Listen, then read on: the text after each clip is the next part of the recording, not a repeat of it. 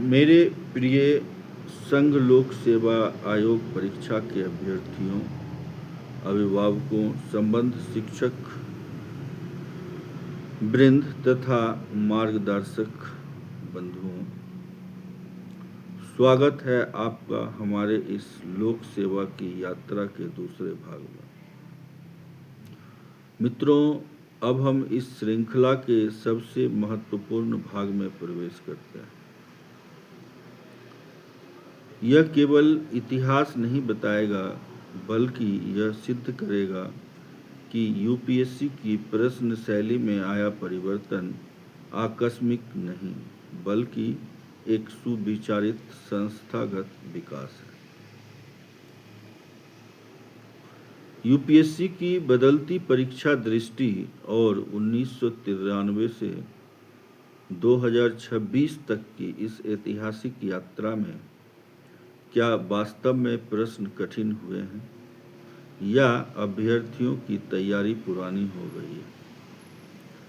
प्रश्न पत्र कभी अचानक कठिन नहीं होता। वह केवल यह बता देता है कि अभ्यर्थी समय के साथ बदला या नहीं। जब भी किसी वर्ष यूपीएससी का प्रश्न पत्र अपेक्षा से अधिक विश्लेषणात्मक या अप्रत्याशित होता है, तो देश भर में एक ही चर्चा आरंभ हो जाती है। इस बार यूपीएससी ने बहुत कठिन प्रश्न या पेपर दिए। इस बार यूपीएससी ने बहुत कठिन प्रश्न या पेपर दिए। कुछ लोग कहते हैं कि आयोग का स्तर लगातार बढ़ रहा है। कुछ कहते हैं कि प्रश्न अब पाठ्यक्रम से बाहर आने लगे। कुछ का मत होता है कि परीक्षा भाग्य पर निर्भर हो गई है। किंतु यदि हम पिछले 3 दशकों के प्रश्न पत्रों का शांत, निष्पक्ष और गहन अध्ययन करें, तो पता चलता है कि एक बिल्कुल अलग सत्य सामने आता है। यूपीएससी कठिन नहीं हुई, उसने अपनी प्राथमिकताएं बदल दी। यह परिवर्तन अचानक नहीं आया। यह भारत के बदलते सामाजिक, आर्थिक, तकनीकी और वैश्विक परिवेश के साथ साथ धीरे धीरे विकसित हुआ है। मित्रों, स्वतंत्र भारत के आरंभिक दशकों में प्रशासन की सबसे बड़ी आवश्यकता थी ऐसे अधिकारी जो कानून, संविधान, इतिहास, भूगोल और शासन के मूलभूत ज्ञान से समृद्ध हो। देश नव स्वतंत्र था, संस्थाएं विकसित हो रही थी, प्रशासन का स्वरूप अपेक्षाकृत प्रारंभिक था। ऐसी स्थिति में तथ्यात्मक ज्ञान अत्यंत महत्वपूर्ण था। इसलिए प्रारंभिक परीक्षा में सीधे प्रश्न पूछे जाते थे। किसने क्या किया? कौन सा अनुच्छेद किससे संबंधित है? कौन सी नदी कहाँ से निकलती है? कौन सा राष्ट्रीय उद्यान किस राज्य में स्थित है? यह उस समय की प्रशासनिक आवश्यकता के अनुरूप था। मित्रों, उदारीकरण के बाद के बदलते भारत के दूसरे चरण में 1991 के आर्थिक सुधारों ने भारत की दिशा बदल दी। भारत विश्व अर्थव्यवस्था से जुड़ने लगा। निजी क्षेत्र का विस्तार हुआ।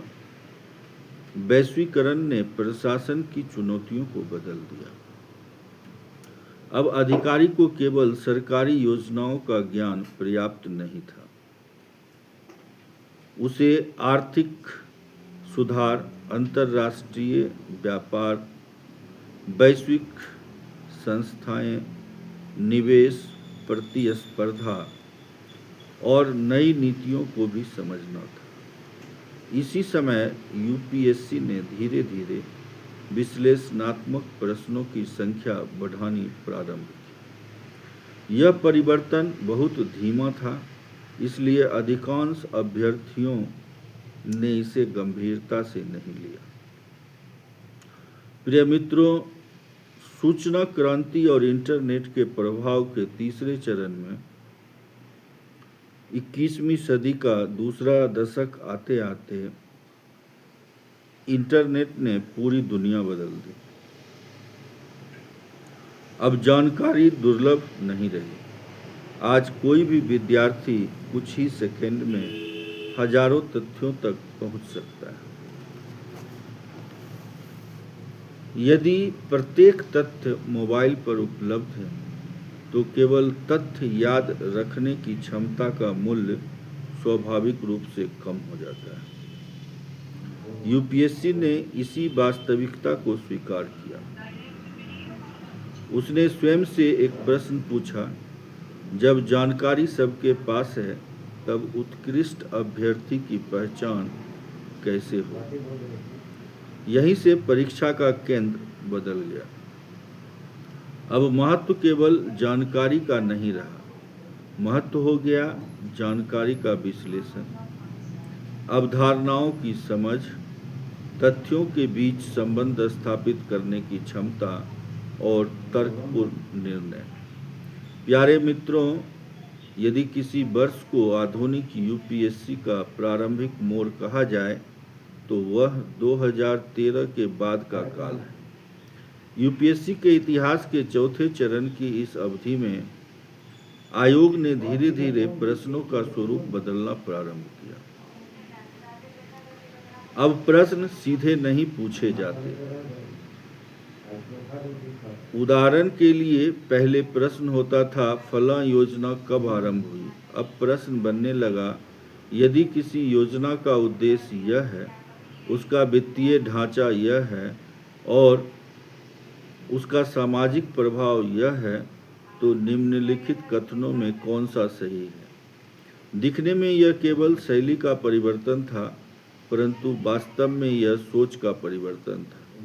2018-2020 के इस काल में आयोग ने एक और संकेत दिया, अवधारणात्मक स्पष्टता की परीक्षा। अब केवल करंट अफेयर्स पढ़ना पर्याप्त नहीं था। यदि आपने समाचार पढ़ा लेकिन उसके बीच का विज्ञान, संविधान, अर्थव्यवस्था या पर्यावरण नहीं समझा, तो प्रश्न हल करना कठिन हो गया। उदाहरण के लिए, यदि समाचार आर्टिफिशियल इंटेलिजेंस पर है, तो प्रश्न केवल आर्टिफिशियल इंटेलिजेंस पर नहीं हो सकता। वह डेटा संरक्षण, रोजगार, नैतिकता, डिजिटल शासन, साइबर सुरक्षा और अंतर्राष्ट्रीय प्रतिस्पर्धा सभी को जोड़ सकता है।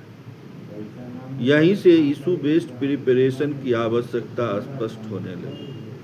2021 से 2024 के काल में विषयों की सीमाएं समाप्त होती प्रतीत होने लगी। इन वर्षों में यूपीएससी ने यह स्पष्ट कर दिया कि वह इतिहास, भूगोल, पर्यावरण, विज्ञान, अर्थव्यवस्था और शासन को अलग अलग विषय नहीं मानती। वास्तविक प्रशासन में भी कोई समस्या केवल एक विषय की नहीं होती।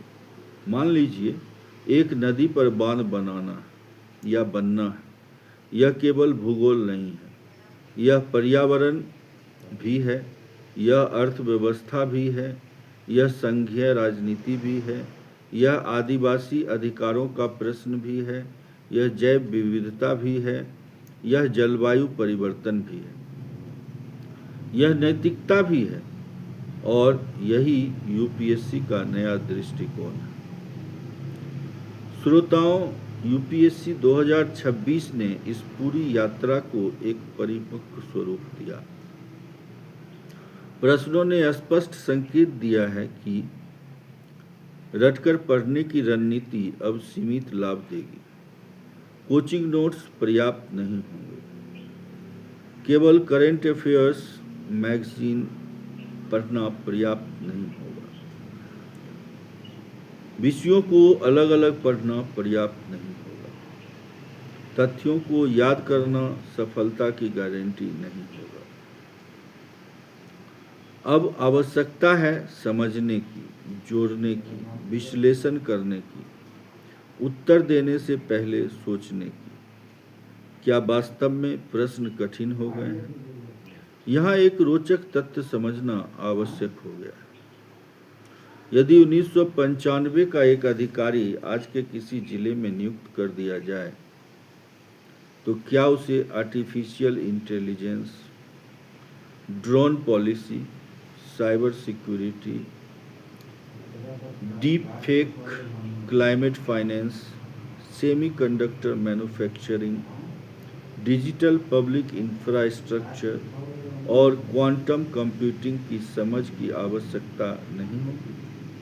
निश्चित रूप से हो। तो क्या उस अधिकारी के चयन की परीक्षा भी उसी तरह उस स्तर तक विकसित नहीं होनी चाहिए? यदि यूपीएससी कर रही है, वह कठिन प्रश्न नहीं पूछती या पूछ रही, वह समकालीन भारत के अनुरूप प्रश्न पूछ रही है। और यही कारण है कि पुरानी तैयारी नई परीक्षा में अपर्याप्त प्रतीत होने लगी। मेरे अभ्यर्थी बंधुओं, आपको यह समझ लेना चाहिए कि यूपीएससी का पाठ्यक्रम नहीं बदला है, परंतु पाठ्यक्रम को पढ़ने का दृष्टिकोण पूरी तरह बदल चुका है। अब प्रश्न पुस्तक से नहीं निकलते, वे पुस्तक, समाचार, संविधान, विज्ञान, समाज और प्रशासन, इन सब के संगम से निकलते हैं। इसलिए जो विद्यार्थी केवल अध्याय समाप्त करता है वह पीछे रह जाता है, और जो विद्यार्थी अध्याय के पीछे छिपे विचार, सिद्धांत और उसके समकालीन महत्व को समझता है वही आगे निकलता है। मित्रों, वीडियो के इस भाग का मुख्य संदेश और केंद्रीय भाव यही है कि यूपीएससी का सबसे बड़ा परिवर्तन प्रश्नों में नहीं बल्कि प्रश्नों के पीछे छिपी सोच में हुआ है। जो इस सोच को समझ लेगा उसकी तैयारी बदल जाएगी, और जिसकी तैयारी बदल जाएगी उसके परिणाम भी बदलने लगेंगे। मित्रों, इस श्रृंखला के अगले या तीसरे खंड में हम विस्तार से चर्चा करेंगे। यूपीएससी प्रश्न कैसे बनाती है, एक समाचार प्रश्न कैसे बनता है, एक एनसीईआरटी की पंक्ति प्रीलिम्स, मेंस और इंटरव्यू तीनों का प्रश्न कैसे बन जाती है, आयोग किन मनोवैज्ञानिक और बौद्धिक क्षमताओं का परीक्षण करता है, और क्यों अधिकांश अभ्यर्थी प्रश्न पढ़कर भी प्रश्न समझ नहीं पाते। मुझे विश्वास है कि यह पूरी श्रृंखला यूपीएससी की तैयारी से संबंधित सबसे गहन विश्लेषणों में एक सिद्ध होगी। मिलते हैं